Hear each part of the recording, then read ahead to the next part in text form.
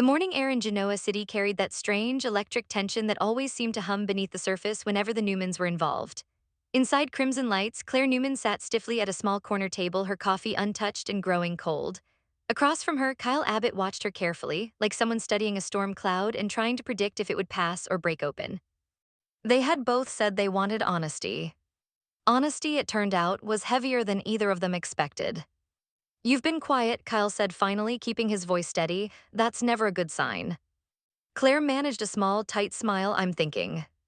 That's worse." For a second, the tension cracked. She almost laughed. "Almost. I told you about Holden," Claire said. "He's not an option anymore." Kyle nodded slowly. "You were serious." "I don't say things I do mean." He studied her face, looking for hesitation, but found none. That unsettled him more than if she'd wavered. "Does that change anything?" Kyle asked carefully. Claire inhaled. This was the part that mattered. "I don't know, that's the problem. I don't know what it changes. I just know I couldn't keep pretending." Kyle looked down at his hands. "I pushed you away." "Oh, you did." "I thought I was protecting myself." "You were," she replied softly, "just not us." The silence that followed wasn't angry, it was aching. Kyle leaned back in his chair. "I couldn't wait anymore. I felt like I was always second, to your family, to the chaos, to everything." "You weren't second," Claire insisted. "You were just part of something complicated." "Complicated usually means doomed." Claire looked at him, really looked at him, and the guarded mask slipped just slightly. "I still think about you." Kyle's eyes lifted instantly. "I think about what could have happened," she continued. "What might have happened if we'd been braver." Kyle swallowed. "I don't want to get my hopes up." "I'm not promising anything," Claire said. "I can't predict the future, but I'm not closing the door." The words lingered between them, fragile and dangerous. "You're keeping an open mind?" Kyle asked. "Oh, yes. And you want to know if I am too?" She nodded. Kyle exhaled slowly. "I never stopped." Claire's breath hitched before she could stop it. That confession landed heavier than she expected. But before either of them could say more, the world beyond that cafe was already unraveling.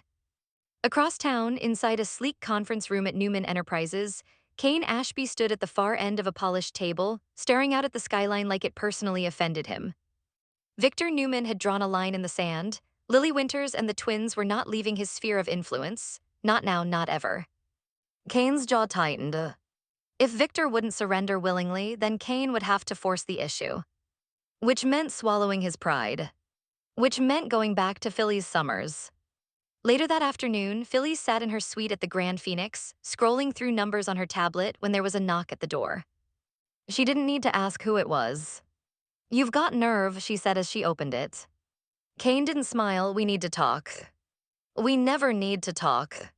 He stepped inside anyway. Phyllis closed the door behind him slowly, her eyes already sharp with suspicion. "Let me guess, Victor isn't playing nice. He's holding onto Lily and the twins like they're bargaining chips." "And you're shocked?" Phyllis asked dryly. "Have you met Victor?" Kane ignored the jab. "I can fix this." "That's adorable." "I have something Victor wants." Phyllis paused. That got her attention. "Go on." Kane leaned forward slightly. "Information, leverage, enough to shift the balance." "And you need me why?" she asked coolly. "Because you have access, because you know how to maneuver, because you hate being sidelined as much as I do." Phyllis's eyes gleamed. "Careful, flattery is wasted on me."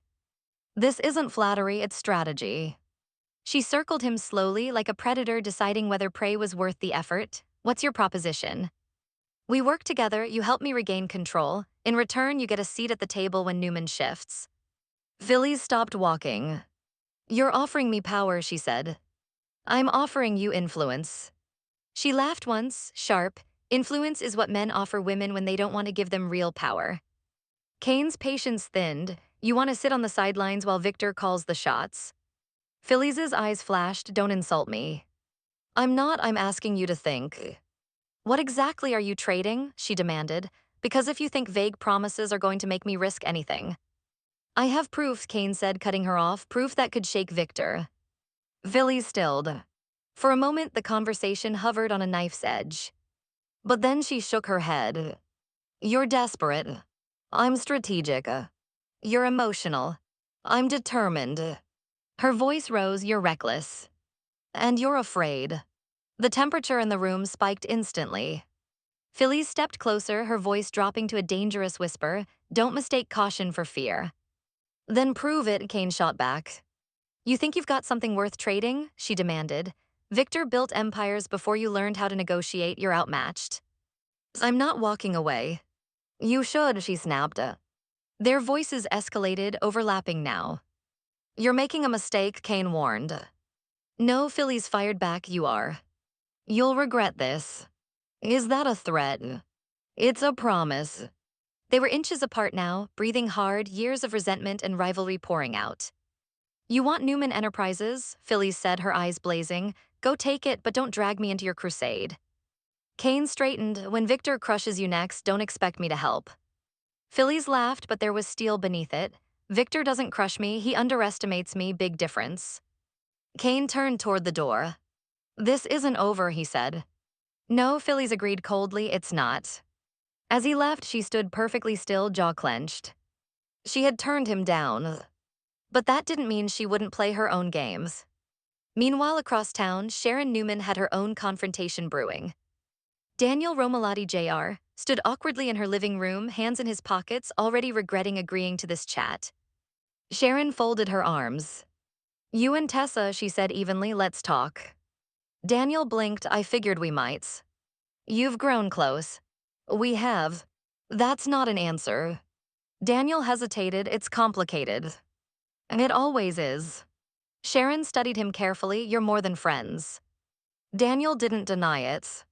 That's what I thought, Sharon said softly. I care about her, he admitted, I didn't plan that. Feelings rarely send invitations first.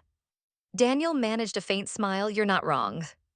Sharon's expression shifted, there was concern there. Mariah and Tessa have history, a deep one. I know, and they're not over each other's. Daniel's jaw tightened, are you sure? I'm a mother, I see things. Daniel looked away. I'm not trying to scare you, Sharon continued, but I don't want you blindsided. I can handle it, he insisted. Can you? She pressed gently. Because if Tessa decides to reunite with Mariah, where does that leave you? The question lingered. Daniel swallowed. I'll deal with it. Sharon softened slightly, protect your heart. I'm not a kid. I know, but you're still someone who deserves not to be collateral damage. Daniel exhaled slowly, I don't want to lose her. Sharon's eyes flickered with empathy, then be honest with her before someone else is.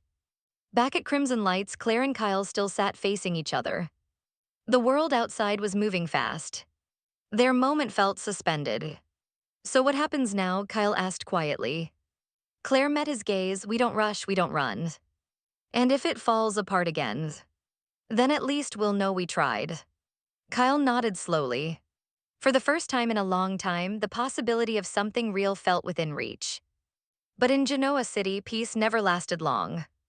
And every open door came with consequences. Night fell over the city like a curtain dropping before the next act of a dangerous play. At Newman Enterprises, Victor stood alone in his office, hands clasped behind his back, staring out at the lights below. He knew Kane was maneuvering, he could feel it. Victor thrived on resistance. He also destroyed it. Kane, meanwhile, sat in his own dimly lit office, replaying the confrontation with Phyllis in his head. She refused, but she'd listened. That meant something. He picked up his phone, then set it back down. He needed a different angle. If Phyllis wouldn't join him, maybe she could still be cornered into cooperation. Across town, Phyllis wasn't sleeping either. She paced her suite, replaying Kane's words. Prove that could shake Victor. He hadn't been bluffing, she was almost certain of that. And that unsettled her. Because if Kane truly had leverage and she wasn't part of the play, she might end up on the losing side of whatever explosion came next. She stopped packing. Fine. If Kane wanted war, she would make sure she chose the battlefield. Meanwhile, Daniel found himself outside Tessa's apartment, hesitating before knocking. Sharon's words echoed in his head. Protect your heart. Too late for that. He knocked anyway. When Tessa opened the door, surprise flickered across her face, followed quickly by warmth. Hey, can we talk? He asked. She nodded and stepped aside. Inside, the air felt thick with things unsaid. What's going on? She asked. Your mom talked to me, Daniel admitted. Tessa winced, that sounds ominous. She's worried. About us. Tessa looked down. There isn't an us. Isn't there? Silence. I don't want to hurt anyone, she whispered.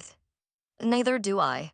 But Mariah, her voice cracked slightly, we've built a life. And you're not sure if it's over. Tessa didn't answer. Daniel stepped closer. I need to know where I stand. She looked up at him, eyes shining with conflict. I care about you. That's not enough. I know. The honesty hurt. I won't be someone you settle for, Daniel said quietly. You're not. Then what am I? Tessa didn't have the answer. And that was answer enough. Elsewhere, Claire stood on the balcony of the Newman Ranch house, staring at the dark horizon. Kyle joined her quietly. You disappeared, he said gently. I needed air. He nodded, standing beside her. You're scared, he observed, of making the same mistake twice. We're not the same people. No, she agreed, we're not. He turned toward her, then maybe we deserve a different outcome. She studied him, searching for doubt. She found none. Okay, she whispered. It wasn't a grand declaration. It was something better. It was real. Kyle reached for her hand, tentative at first, she didn't pull away. Inside the house, the weight of the Newman legacy loomed. Outside, under the night sky, they chose possibility. But across town, storms were gathering. Kane made one final call that night. A quiet one. A strategic. If Victor wouldn't surrender Lily and the twins, then the pressure would escalate. And this time, it wouldn't be a polite negotiation. Phyllis, staring out her window at the city lights, felt it too. Something was coming. The lines were drawn. Loyalties would shift. Hearts would fracture. And in the center of it all, love and ambition would collide. Claire and Kyle leaned into each other as if the world beyond that balcony didn't exist. Daniel walked alone through the night, trying to convince himself that hope wasn't foolish. Sharon watched from her window, praying her instincts were wrong. Kane prepared for war. Phyllis prepared for survival. And Victor Newman prepared to remind them all exactly who he was. In Genoa City, no conversation stayed calm for long. No alliance stayed pure. And no heart stayed untouched. The future was unwritten. But it was coming fast.